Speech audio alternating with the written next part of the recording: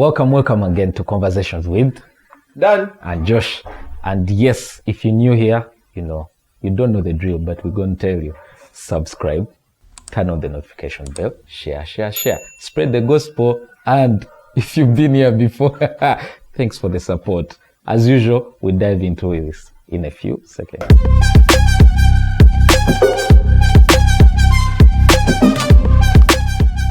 On today's episode, we're discussing a topic that is very common in the corporate world, very common in the workspace. It's very hard to pronounce for some people. I can't say it. I can't say it. It's a Today we're discussing how to beat analysis paralysis. A what now? The tongue twister. Analysis paralysis. Oh my God. Yo, Yeah. it's sad. Yeah. But anyway, what is analysis paralysis? All right. In the simplest terms, yeah? Without like overcomplicating these things. Brain freeze. Yes. Yeah. It's brain freeze when you have to make a decision. Yeah. You have overthinking when you start to overthink what you're supposed to So do. you know when we have complicated headlines. Ah. This is the guy responsible. Simple English. I cross the equator. It's not enough. How did you cross it? What was the feeling when you crossed this? We keep English deep. No. But still, analysis paralysis is just basically brain freeze. You know, when you have to make a decision and you're overthinking things. Yeah. Now, this happens a lot to a couple of managers. Yeah. Okay? Are you creatives or Managers, whatever? creatives, you have to make a decision, you have to get some stuff done, but you're over-analyzing the thing to the point that you freeze. You fail to decide. You fail to progress. do. Yeah. Yeah, you fail to progress. Yeah. And we just wanted to discuss how you can beat that, how you can work at getting better at dealing with analysis paralysis. Josh, Yeah. tell So us. for me, since I would say I'm a sprint worker, whereby once I set my targets, You run. no, I'm like I don't work in bursts. Yeah.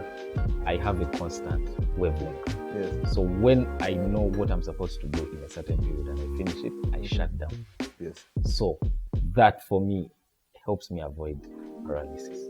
And meaning setting targets Okay. and your objectives first. Clear Yes. Clear. That's very, very important. Clear objectives. helps you avoid your mind to swell, because usually it's because you're like, what if we fail? What if this happens?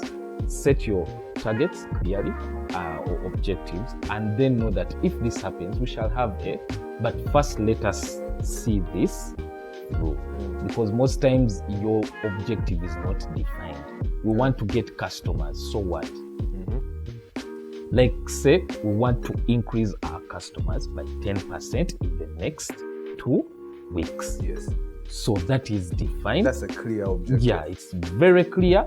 So now you know that in 2 weeks, if you don't hit it, Then something's not right. yes, Not what doing can be something changed based on what you have done. So first set very clear objectives. Yeah. Very clear. The more granular, The better. the better. Exactly. And when you're done with that, when you're done with getting your objectives, the next point is you need to ask yourself, what does success look like? Yeah. Therefore, set targets and measurement parameters. So you know that, okay, we want to get customers. Huh? Okay, how many customers do we want to get within this period? How do we measure that success of the customers? Is it clicks? Is it conversions? Is it actual purchases? Is it checkouts? Sign-ups, You guess. Yeah. So measure those. subscriptions. Yes. Yeah. So also identify those, set those targets and measurement parameters such that you know when someone clicks, okay, yes, That is a action one taken. action one taken. And importantly, document. Yes. Because most times why you get stuck is you're trying to figure out, what did we say? Like, were we tracking this or? Where did we begin from? Yeah. What was it at the start? Where are we now? So you're trying to trace Exactly. back, which sometimes you get overwhelmed with, or the activity. So when you're setting your targets, document that clients, Yes. success is when Yes, they yes. subscribe and complete this action, Yeah. even when they might have not paid. At least they have enrolled, so we can piggyback and try to get them to convert. Exactly.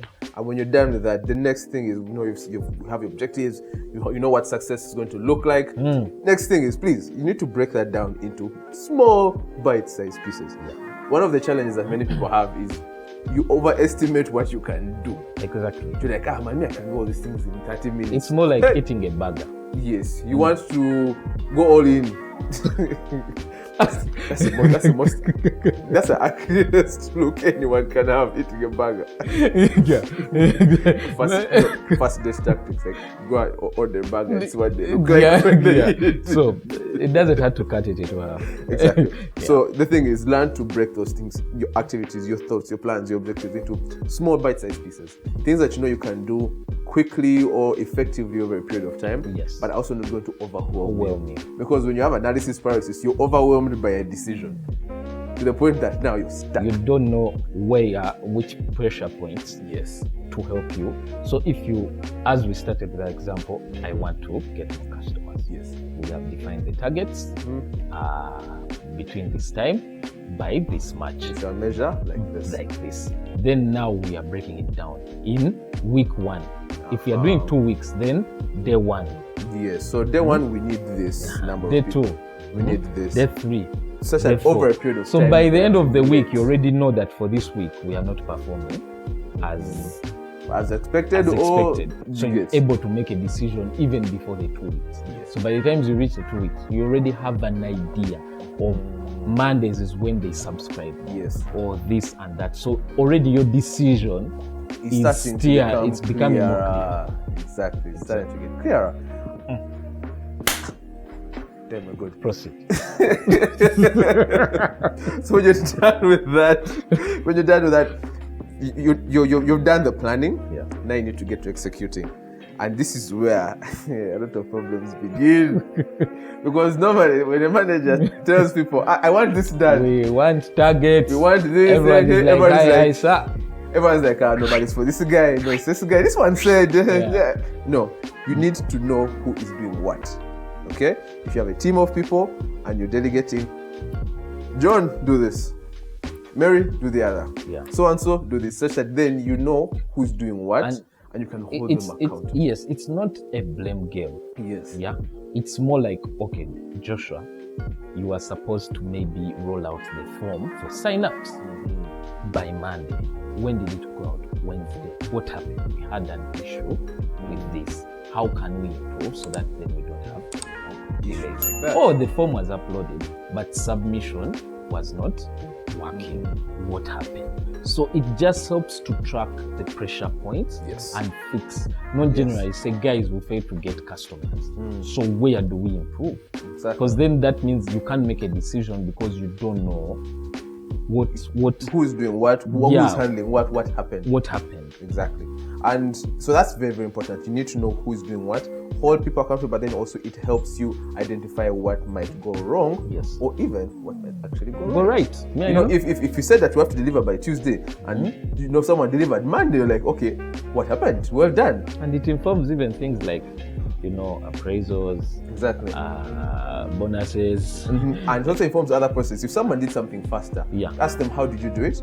Then pick that and marry it into the other. Exactly. And when you're done with that, the final way to beat analysis paralysis is with all the things that we have done, you know, targets, who's doing this, whatnot, make your decision. Like you've planned. Now decide. And when you decide, stand by that decision. Okay? When I say stand by it, I mean fight for it if you have to. Yeah? Of course, if you realize with all the things that you've been doing that it's not going as planned, rethink. And it's okay. Yeah, it's also okay. And the decision can always be changed. Yes. So what do we mean? Most times as clients, as businesses, as marketers, probably we say we've introduced a new product. We need people to, you know, buy this product, man. It's fresh, it's cool. Internally, you're excited. You do a pompous launch. You do this, all these the press people, decor, stage, lights, action, Zoom live, Instagram stories galore. Then people don't buy. Yeah. You like, you know, in 3 months they will have both. 3 months. You say, okay, 6 months. 6 months. Guys, you know the decision to make. Either one, hold the product. to get feedback Yes. and pivot. Where necessary. But the most decision times is you hold on the thread horse. Until you find that it collapses. Yeah. You get and that's what we mean by when. So you don't make the decision based on an impulse or gut feeling.